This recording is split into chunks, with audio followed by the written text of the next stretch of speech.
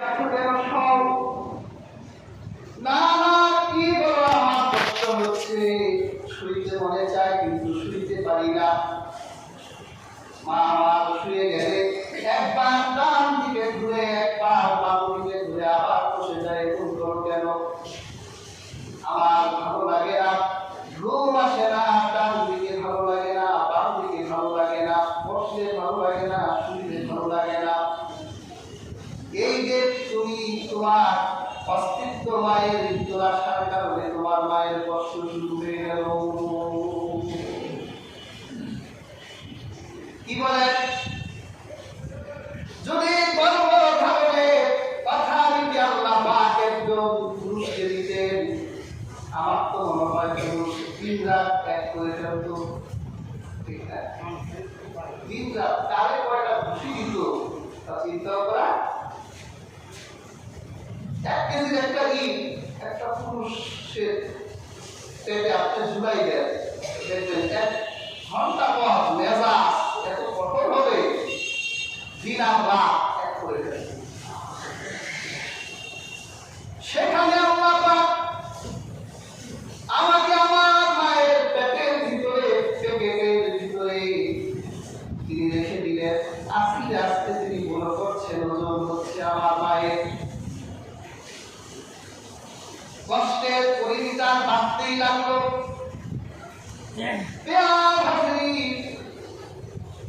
আল্লাহ পাক বলেছেন পাহাড়াল আলা পাহাড়ি, কষ্টের কষ্ট যখন প্রসবের বেদনা আসে।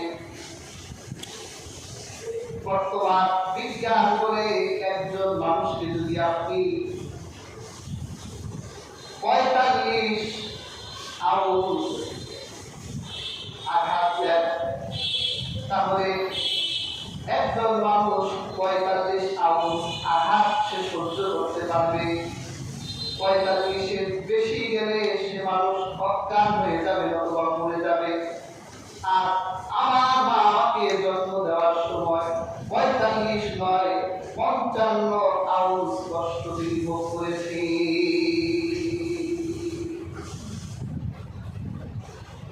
কত মাস সহ্য করতে পারে নাই, মারা গেছে।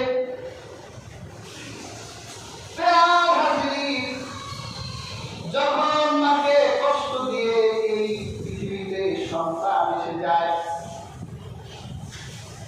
মায়ের কষ্ট করে আবার বেরিয়ে যায়। এরপর তার দায়িত্ব হয় এখন সন্তানকে দুধ খাওয়াতে হবে। আপনার যতই কাজ থাকুক না কেন, জীবন্ত কুকুর যখন কান্না করে দিবে, সমস্ত কাজ ফেলে দিয়ে সেই সন্তানকে দুধ খাওয়াতে হবে।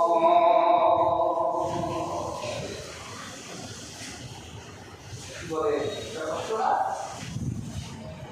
সন্তান পেশাব করে পায়খানা করে পরিষ্কার করতে হয় মায়ের। এই জন্য আল্লাহর হাবিব বলেন, আল্লাহর হাবিবকে এক সাহাবী জিজ্ঞেস করেন, আমার কাছে সদাচার পাওয়ার সবচেয়ে বেশি হক কে রাখে? আল্লাহর রাসূল বলেন তোর মা। তারপর কে রাখেন? তোর মা। তারপর কে রাখেন? তোর মা।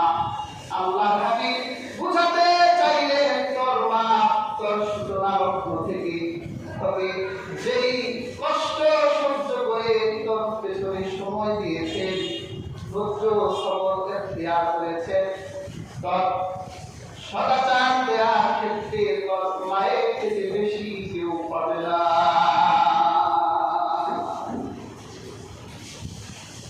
কিন্তু কয়েকজন মায়ের সাথে সদাচার করে বলেন, আল্লাহর হাবিব বলেন, আমার উম্মতের মধ্যে 2 জন ব্যক্তি মায়ের সাথে সবচেয়ে বেশি সদাচার করেছে। এর মধ্যে একজন হলো উসমান রাদিয়াল্লাহু তাআলা। তিনি নিজে বলেন, আমি যেই দিন ইসলাম গ্রহণ করেছি সেই দিন থেকে আমার মায়ের মৃত্যু পর্যন্ত আমার মাকে আমি কোনোদিন চিন্তিত হতে দেই নাই।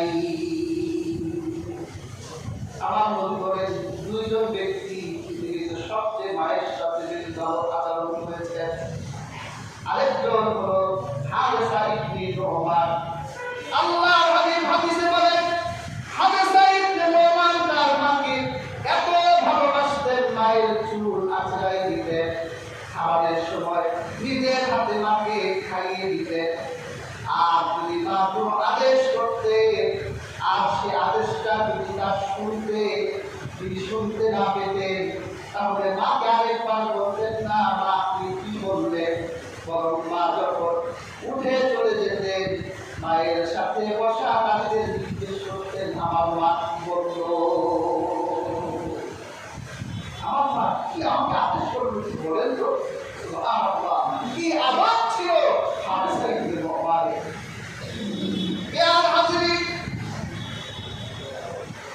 এত দামি সাহাবী ছিলেন। আল্লাহর হাবিব একদিন জিবরিলের সাথে কথা বলছেন। সাহাবী তো জানে না এটা জিবরিল, মানুষের দেশে নবীর সাথে কথা হচ্ছে।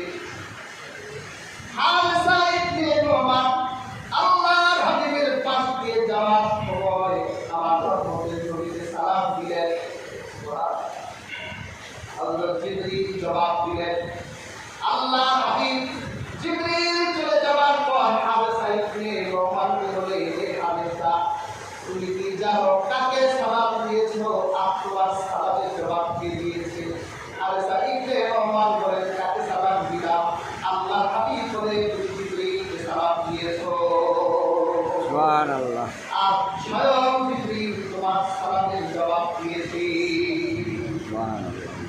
আল্লাহ নবী বলেন, মিশকাতুল মাসাবিহ হাদিস, আল্লাহর হাবিব বলেন, আমি নিজেকে জান্নাতে দেখলাম।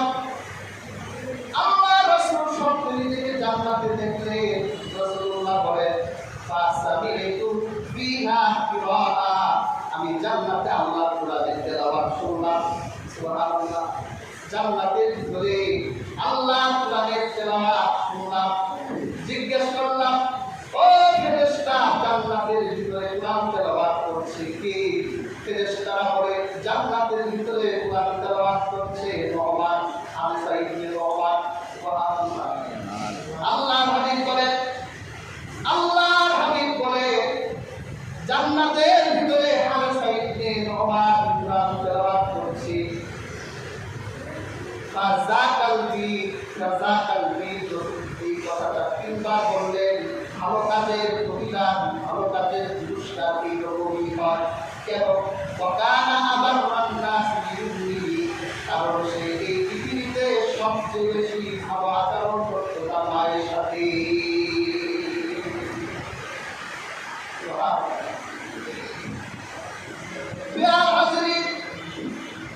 তাহলে মায়ের সাথে